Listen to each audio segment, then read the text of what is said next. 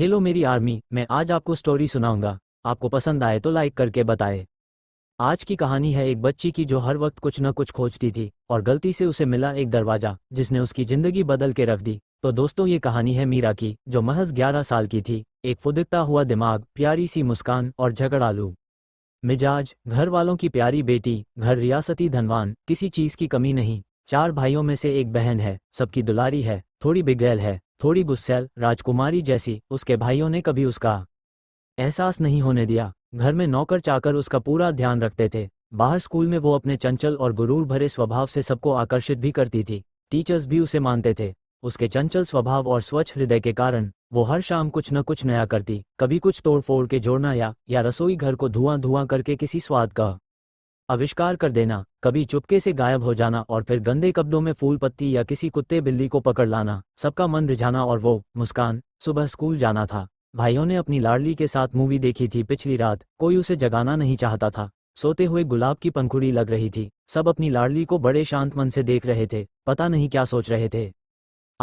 मीरा चीखकर उठकर बैठ गई। सबने उसे गोद में उठा लिया। वो रो रही थी। उसे बुरा सपना दिखा था कि किसी ने उसे बहुत जोर से तमाचा मारा है। उसके आंसू नहीं रुक रहे थे। सब भाई अपनी लाडली को चुप करा रहे थे, ठंडे दिल से। मौसम कुछ सही नहीं था।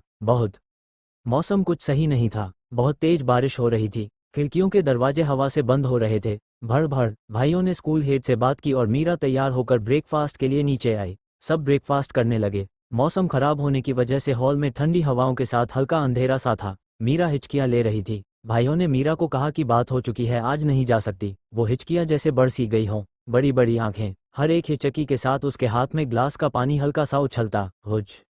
मुझे आज जाना है, बहुत इंपॉर्टेंट डे है। कौन सा? ट्रिप जाने वाले हैं तो उसका डिस्कशन होगा। सब आपको शाम तक पता चल जाएगा। कहीं नहीं जा रही अब? नो। हाँ हाँ। उसके बाद भाई अपनी मीटिंग्स के लिए निकल गए।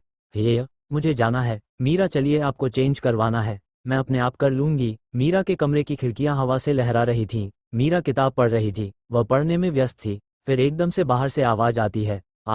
मीरा डर जाती है। वह जल्दी से खिड़कियां बंद करती है। फिर बेड पर कूदकर तकिए से चिपक जाती है। उसे कुछ समझ नहीं आ रहा था।